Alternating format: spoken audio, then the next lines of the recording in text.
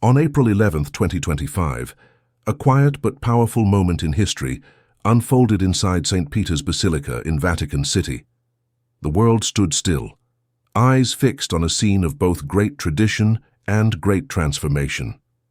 On that sacred day, Cardinal Luis Antonio Tagle stepped forward and was crowned Pope, taking on the name Pope Louis XIII. The world witnessed a turning point, not only for the Catholic Church, but for millions of faithful around the globe. What made this moment even more memorable wasn't just that he became the first Asian pope and the first Filipino to wear the papal crown.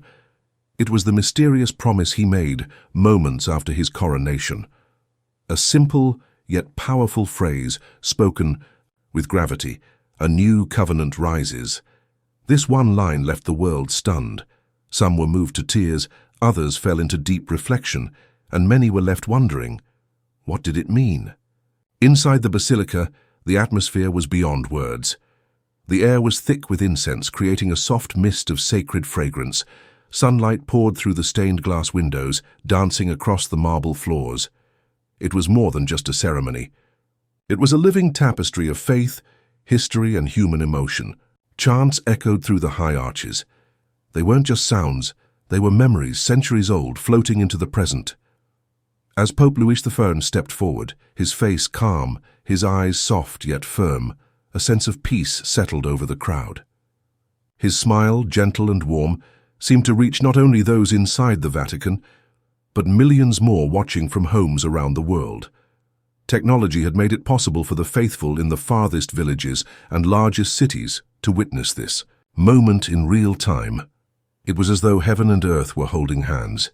Luis Antonio Tagle's story is as remarkable as the moment itself. Born in the vibrant streets of Manila, a city full of life, struggle, and resilience, he came from humble beginnings. He wasn't born into wealth or power, but was raised in the arms of everyday people. From his early days as a parish priest, he connected with his community, not just as a religious leader, but as a fellow human being.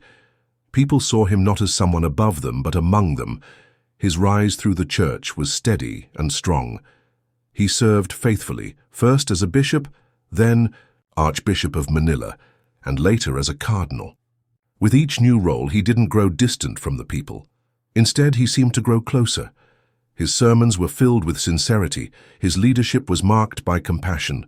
He became known as a man who led not just with knowledge, but with heart. It's this very character that has brought him to the highest seat of the Catholic Church. But this moment wasn't just about the rise of a man. It marked a shift in the very foundation of the Church. For centuries, the leadership of the Vatican had remained centered in Europe. Now, with Pope Louis XII at the helm, the Church was acknowledging its truly global nature. This change gave hope to millions, especially those in developing countries, who had long felt that their voices were too quiet to reach Rome. As he took his place on the papal throne, the silence in St. Peter's Square was almost surreal. The crowd was large, yet no one spoke. There was a sacred stillness in the air, as though even the birds paused their flight. Everyone was waiting for his first words as Pope.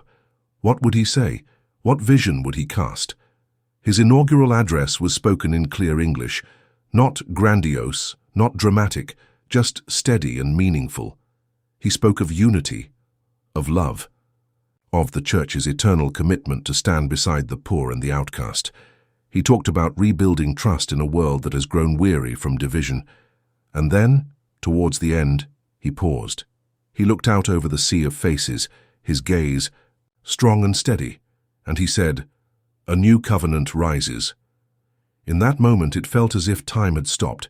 These 4 words were like a key unlocking 100 questions. What is this new covenant? What does it mean for the Church, for the world, for the individual? The phrase took root quickly. It began spreading like wildfire across the world. Social media lit up. Religious scholars began writing essays. News anchors scrambled to interpret it. Was it symbolic? Was it literal? Was it a sign of a major change in doctrine or just a poetic metaphor for new beginnings? For the faithful, it became a moment of deep reflection. Many turned to prayer, others engaged in conversation, both. In church halls and at family dinner tables, the phrase awakened something in people. It was mysterious, it was hopeful, and it stirred something ancient within the human soul. For theologians, the phrase became a puzzle to solve. Some believed Pope Louis XIV was hinting at a major reform within the Church.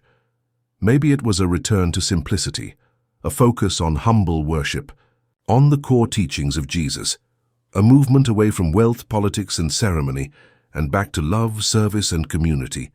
Others thought he might be talking about unity, a call to break down the walls between Christian denominations, maybe even a message to reach out beyond Christianity, to build bridges with other religions. After all, Pope Louis XIV has always been known for his openness to interfaith dialogue.